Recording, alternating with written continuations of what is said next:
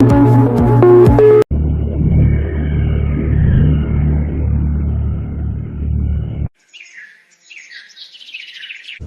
कथाओं के अनुसार भगवान राम ने त्रेता युग में सारे कार्य संपन्न कर लिए थे और उनकी सारी लीलाएं समाप्त हो चुकी थी। धरती पर उनके जीवन की अवधि भी समाप्त होने का समय आ चुका था।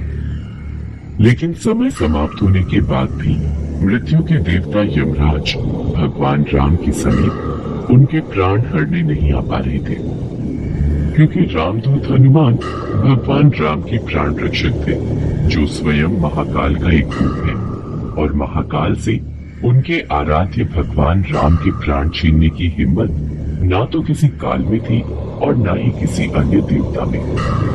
काल चक्र और समय चक्र को आगे बढ़ाने के लिए भगवान राम की मृत्यु होना जरूरी था।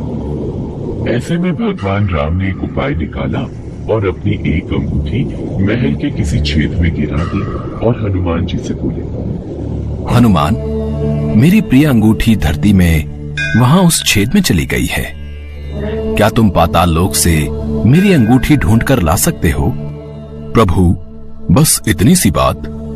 मैं अभी जाता हूँ और शीघ्र ही आपकी अंगूठी लेकर आता हूँ। हनुमान जी अंगूठी ढूंढने पाताल लोक में चले गए। वो अंगूठी को पकड़ने जाते और वो और नीचे चली जाती। हनुमान जी पाताल लोक में पहुंचे। वहां वो नागों के राजा नागराज से मिले। नागराज ने उन्हें अंगूठियों से भरा एक कक्ष दिखाया। इस कक्ष में बहुत सारी अंगूठी रखी हुई है। आप प्रभु राम की अंगूठी ढूंढ सकते हैं। यहाँ तो बहुत सी अंगूठियां पड़ी हैं। इनमें से प्रभु राम की कौन सी है, ये मुझे देखना होगा। राम जी की युक्ति काम आ गई। हनुमान जी अंगूठी ढूंढने लगे। इसमें उन्हें काफी समय लग गया। हनुमान जी को अयोध्या में न देखकर यमराज ने अयोध्या में प्रवेश किया और वे एक संत का रूप धारण कर भगवान राम जी के महल में पहुंच गए। तब संत के भेष में यमराज भगवान राम से मिले और भगवान राम से बोले, देना होगा कि हम दोनों की बातों को गुप्त रखा जाए और जो कोई भी हमारी बातों को सुने उसे मृत्यु दंड दिया जाए। आप निश्चिंत रहिए, मैं इसी क्षण सभी द्वारपालों को बाहर भेज देता हूँ। राम जी ने लक्ष्मण को बुलाया और उनसे कहा, लक्ष्मण, ये मुनिवर मेरे साथ कुछ गंभीर वार्तालाप करना चाहते हैं। तब तक तुम द्वार पर ही पहरा देना और कोई भी अंदर न आने पाए, इस बात का ख्याल रखना, वरना तुम मृत्यु दंड को प्राप्त हो जाओगे। जो आज्ञा भैया, मैं आपके आदेश का पालन करूंगा। लक्ष्मण के जाने के बाद उस संत ने भगवान राम को अपना असली रूप दिखाया और बोले, हे प्रभु, मैं आप ही का सेवक हूँ और आपने ही मुझे ये कर्म दिया है कि इस संसार से समस्त जीव जंतु एवं प्राणियों का प्राण हरना, और ये मेरा धर्म भी है। मैं भगवान शिव और ब्रह्मा की आज्ञा से आपसे ये कहने आया हूँ कि आपने जो अपना समय इस पृथ्वी लोक पर निश्चित किया था, वो समय पूर्ण हो चुका है और अब आपको अपने धाम लौट जाना चाहिए। इससे सभी देवी देवताओं में आपको विष्णु स्वरूप में देखकर उत्साह की लहर दौड़ जाएगी। इस पर भी हे प्रभु, आपको कुछ और समय इस पृथ्वी लोक पर बिताना है तो आप रह सकते हैं। भगवान राम तो अंतर्यामी है। वो यमराज की बातों को सुनकर मंद मंद मुस्कुरा रहे थे। भगवान राम और यमराज के बीच वार्तालाप चल ही रही थी कि इतने समय में भगवान राम के महल में दुर्वासा ऋषि आ पहुंचे। प्रणाम गुरुवर, कहिए मैं आपकी क्या सेवा कर सकता हूँ? हमें भगवान राम से मिलना है, अभी तुरंत।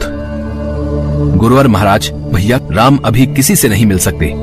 उन्होंने किसी को भी कक्ष में न आने का आदेश दिया है।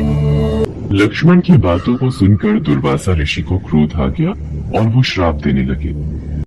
मेरा इतना घोर अपमान! अगर मुझे राजा राम से नहीं मिलने दिया गया तो मैं पूरी अयोध्या नगरी को अपने श्राप से जलाकर भस्म कर दूंगा। अगर मैं इन्हें भैया के महल में जाने दूं, तो सिर्फ मुझे ही मृत्यु दंड मिलेगा, लेकिन अयोध्या नगरी तो बच जाएगी।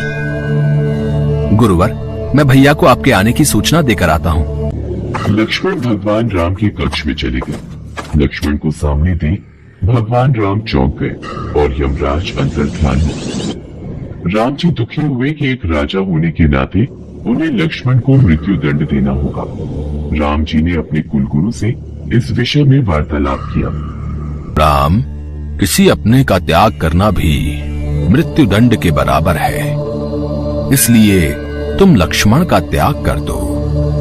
लक्ष्मण ने गुरुदेव और राम जी के बीच हुआ वार्तालाप सुन लिया और वे श्री राम से बोले, भैया, आप मेरा त्याग मत करना, मैं ये सहन नहीं कर पाऊंगा।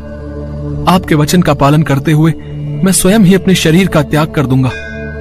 लक्ष्मण ने अपने भ्राता श्री राम का वचन निभाने के लिए अयोध्या की सरयू नदी में समाधि लेकर शेषनाग का रूप ले लिया और फिर भगवान विष्णु के निवास स्थान क्षीर सागर में जाकर उत्पन्न हो गए। उसके बाद भगवान राम भी लक्ष्मण के वियोग में थे। उन्होंने भी सरयू नदी में जाकर जल समाधि ले ली और अपने परम धाम को चले गए। उसके पश्चात हनुमान जी जब अंगूठी लेकर वापस लौटे तो प्रभु राम को महल में न पाकर हनुमान जी बहुत दुखी हुए। प्रभु, आपने जानबूझकर मुझे पाताल लोक में भेजा था ताकि मैं आपको रोक ना सकूं। प्रभु, आपकी आज्ञा पाकर मैं धरती पर ही रहूंगा और जहां कहीं भी आपके नाम का भजन और कीर्तन होगा वहां मेरी कृपा हमेशा बनी रहेगी। हनुमान जी को भगवान राम जी से अमरता का वरदान प्राप्त है। इसीलिए कहते हैं कि आज भी जहां कहीं पर भी भगवान राम के नाम का भजन कीर्तन होता है वहां हनुमान जी अवश्य आते हैं और भक्तों को अपना आशीर्वाद देते हैं।